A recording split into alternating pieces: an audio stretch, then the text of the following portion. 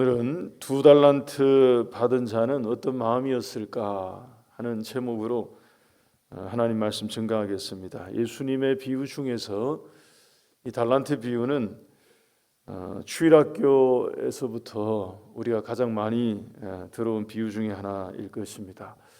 보통 비유의 목적은 그런 거죠. 어려운 이야기 쉽게 들리도록 하는 것입니다. 근데 이 예수님의 비유는 그런 목적도 있고요. 그런 목적과 함께 그것에 대해서 있는 그대로 말씀하셔도 실은 되는데, 그냥 얘기하셔도 되는데, 그것을 비유로 하심으로 그 말의 의미나 의도를 숨기고 감추는 목적도 있었습니다. 그래서 평이한 이야기가 어렵게 들리기도 했습니다. 근데 이 달란트 비유는 그냥 쉽습니다. 이 비유는 여러 비유들 중에서 웬만한 것과 다 비교해 봐도 읽거나 들으면 누구든지 이해가 가능하고요. 들을 때 그 의미를 혼선 없이 받아들일 수 있는 그 내용이 어렵지가 않습니다. 5달란트, 2달란트, 1달란트 받은 종들에 관한 내용인데, 우리가 주로 보는 이 달란트 비유에서 주로 보는 것은 이런 거죠. 5달란트 받은 사람의 모범적인 모습, 그리고 주인의 칭찬, 그리고 1달란트 받은 사람의 게으름과 주인의 책망, 이런 것일 겁니다. 근데 이 비유에는 그 두 사람만 나오는 것이 아니고 이 2달란트 받은 사람도 나오고 있습니다. 이 비유가 주는 교훈을 찾을 때 실은 존재감이 거의 없어서 소외되는 그런 등장인물일 것입니다. 왜냐하면 2달란트 받은 이 사람은 5달란트 받은 사람과 한 행동이 똑같아요. 그리고 그가 얻은 결과도 똑같습니다. 그리고 심지어 주인에게서 받은 칭찬도 토시 하나 틀리지 않고 그냥 동일한 것입니다. 따라서 5달란트 받은 종에 관한 이야기를 하면 더 이상 할 얘기가 없는, 더 이상 덧붙일 얘기가 실은 없는 그런 등장인물인 것입니다. 그래서 이 말씀을 읽을 때 예전부터 종종 가지게 되었던 질문은, 예수님이 이 비유에서 2달란트 받은 종을 왜 넣으셨을까 하는 것입니다. 5달란트와 1달란트를 얘기해도 이 비유가 전달하고자 하는 내용이 다 전달되고 충분한데, 예수님이 왜 이 비유를 드실 때 그 사이에 2달란트 받은 자를 넣으셨을까? 여러분, 예수님의 비유는 이야기이지만 계시의 말씀입니다. 모든 성경은 하나님의 감동으로 된 것으로 그 계시의 말씀에는 하나님의 의도한 뜻과 목적이 담겨져 있기 마련입니다. 5달란트 받은 사람과 1달란트 받은 사람, 말씀드린 대로 이 두 사람의 대조만으로 비유가 전하고자 하는 메시지가 충분한데, 예수님께서는 이 둘 사이에 2달란트를 언급하신 이유가 어떤 게 있을까 하는 이런 생각, 이것을 통해서 우리에게 묵상하게 하는 말씀의 교훈은 없는가 하는 것입니다. 오늘 이 새벽 아침에는 짧은 시간이지만 여러분들과 함께 그 점에 대해서 한두 가지 생각해 보고자 합니다. 화면을 잠시 보여주시겠습니다. 설명을 드린 것처럼 달란트 비유를 이해하는 일반적인 방식이라고 할까요? 관점이 주로 이런 구도입니다. 충성됨과 게으름, 그리고 착한 종과 악한 종. 그런데 이쪽의 대표주자는 5달란트 받은 종이고, 이쪽의 대표주자는 1달란트 받은 종입니다. 말씀드린 것처럼 이 두 사람만 있으면 내용에서 빠지는 게 없습니다. 달라지는 것도 없고요, 그리고 틀려지는 게 전혀 없습니다. 2달란트 받은 종은 이 비유 안에서 무색무취하다고 해도 실은 틀리지 않습니다. 여러분, 이 화면에 보이는 이 내용은 틀린 이해가 아닙니다. 이게 맞는 거고요. 앞으로도 이렇게 읽고 또 이렇게 이해하고 하셔야 할 것입니다. 다만 오늘 새벽에는 조금 다른 각도에서 약간 다른 관점에서 보실 것을 제안드립니다. 두 번째 화면 보여주십시오. 이 비유에서 5달란트와 1달란트만 있으면 이야기가 다 되는데 예수님께서 왜 2달란트를 넣으셨을까? 저는 이 두 번째 방식으로 말씀을 읽을 수 있는 기회를 우리에게 주셨다 하는 생각이 드는 것입니다.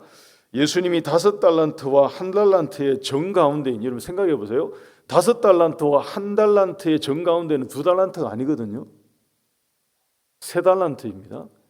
근데 예수님이 5달란트와 1달란트 사이에 정가운데인 3달란트 받은 사람을 얘기하지 않으시고 1달란트에 더 가까운 2달란트 받은 자를 말씀하신 것은 그들 두 사람에게 크게 차이가 나도록 많이 받은 5달란트 받은 사람을 앞에 두고 비슷하게 받은 1달란트와 2달란트 중에 그 두 사람 중에 누가 진정으로 충성된 사람이고 누가 그렇지 않은 사람인지를 실은 더 잘 보여주는, 이게 좋은 구도, 전개와 같은 그런 것이 될 수 있습니다. 그래서 여러분, 이 비유에서 대조가 되는 것은 5달란트 받은 사람과 1달란트 받은 사람만이 아니라 실은 2달란트와 1달란트를 더 주목해 볼 필요가 있겠다 하는 생각입니다. 왜냐하면 제가 이제 설명을 드리겠습니다만, 여러분 이 세 사람 중에서 정말로 충성됨이 무엇인지 보여주는 사람은 어떤 점에서 2달란트 받은 사람이 넘버원일 수도 있습니다. 오늘 이 아침에 크게 두 가지를 말씀드리고 우리 함께 기도하고자 합니다. 우리가 주님의 일을 우리 모두가 다 감당하고 있는데요, 주의 일을 함에 있어서 정말로 충성된 일꾼이 되기 위해서 극복해야 하는 여러 가지 장애물들이 많죠. 여러 가지 장애물들이 있는데 이 비유 안에서, 달란트 비유 안에서 우리가 발견할 수 있는 첫 번째 한 가지는 다름이 아니라 다른 사람과 비교하는 비교의식입니다. 그러니까 열심을 내고자 하는 마음이 막 있다가도, 우리 교회 안에서도 그렇지 않습니까? 열심을 내고자 하는 마음이 막 있어서 품다가도 다른 사람과 비교하는 비교의식에 한번 잡히게 되면 실족하게 되거든요.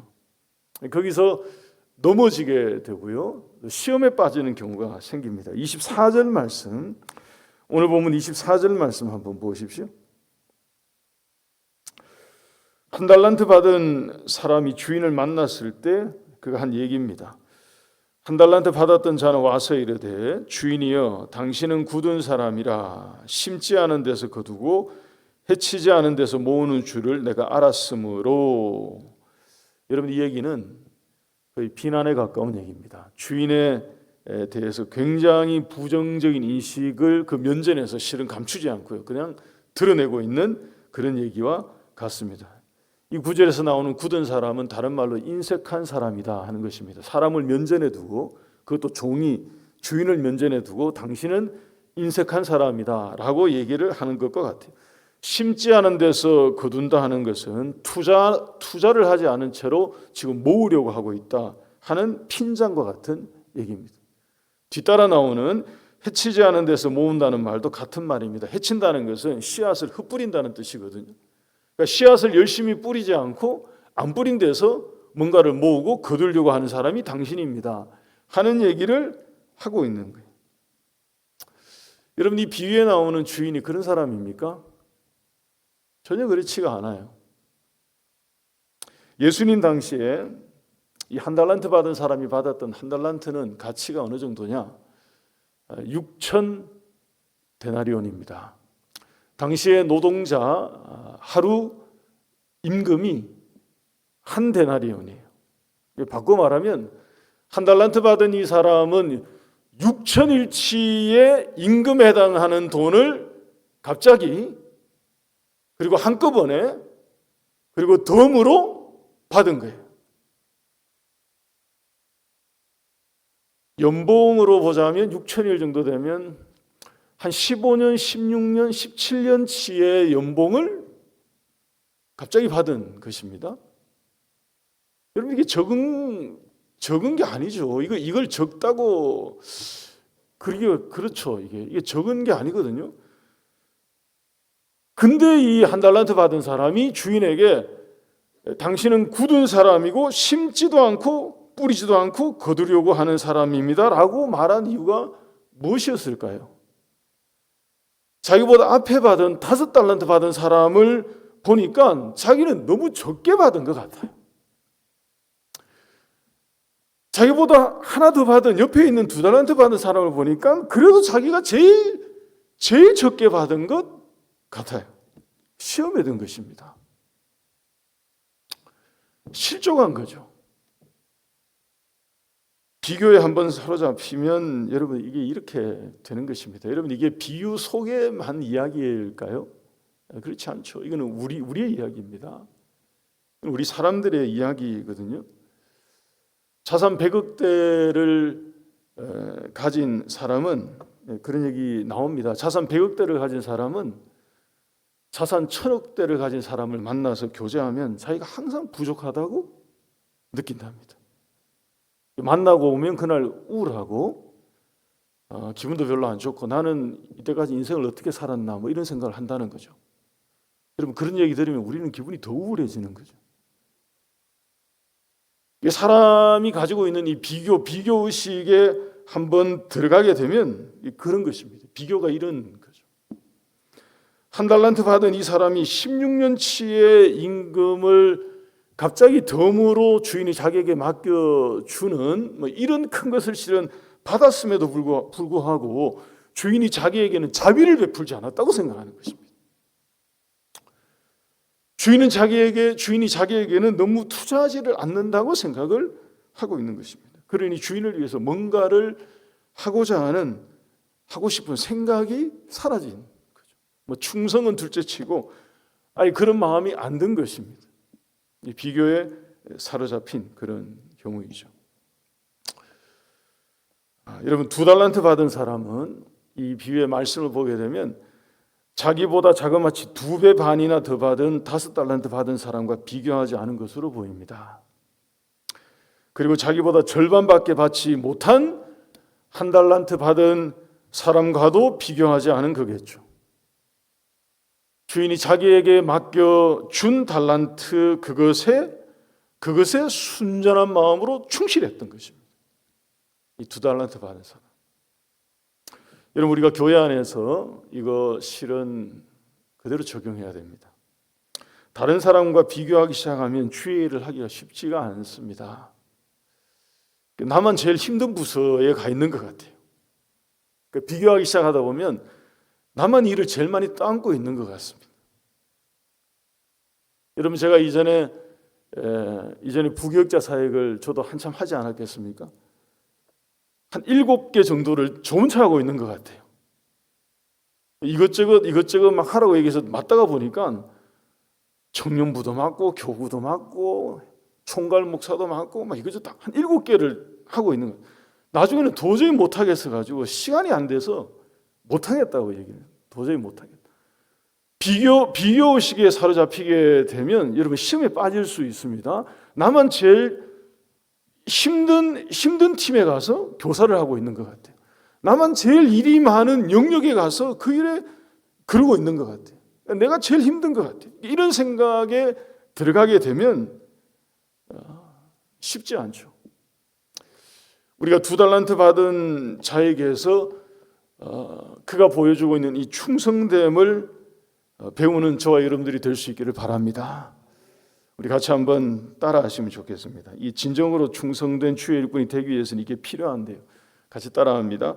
비교의식 대신에 사명의식으로 무장합시다. 우리 한 번 더 하겠습니다. 비교의식 대신에 사명의식으로 무장합시다.